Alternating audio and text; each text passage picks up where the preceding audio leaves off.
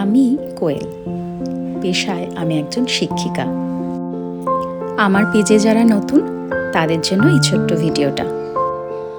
সদ্য গ্র্যাজুয়েশন পাশ করে school service commission পরীক্ষা দিয়ে 2008-এ আমি আমার প্রথম চাকরি পাই শান্তিপুরের একটি স্কুলে। পরবর্তীকালে 2010-এ আবারও স্কুল সার্ভিস কমিশন পরীক্ষা দিয়ে আমি বর্তমানে যে স্কুলে পড়াই সেইখানে চাকরি পাই। আমার সাবজেক্ট ইংলিশ, তবে নিজের সাবজেক্টের বাইরে গিয়েও নাচ, গান, আবৃত্তি, স্ট্রিট ড্রামা নানান ধরনের কালচারাল প্রোগ্রামের সাথে আমি ছেলেদেরকে ইনভলভ রাখি আর নিজেও ইনভলভ থাকতে ভালোবাসি। আর তাই হয়তো ক্লাসরুমের ভিতর এবং ক্লাসরুমের বাইরে এই প্রক্রিয়া চলতে চলতে এক অটুট বন্ধনে জড়িয়ে পড়ি এই ছাত্রদের সাথে। একটা লং লাস্টিং বন্ড তৈরি হয়ে যায়।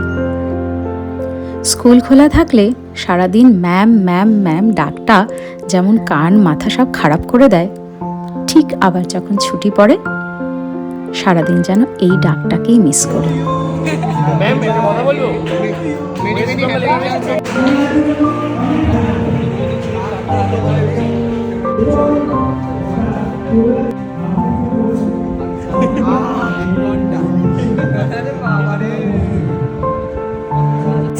আজকে টিচার্স ডে, খুব ভালো করে অনুষ্ঠান করছে আমাদের ছেলেরা, আর ছাত্ররাই আমাদের অক্সিজেন।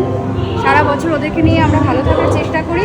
আজকে ওরা আমাদের জন্য স্পেশাল কিছু করেছে, তো সেটারই অ্যারেঞ্জমেন্ট চলছে। একজন স্টুডেন্টের লাইফে একজন টিচারের অনেক বড় ভূমিকা।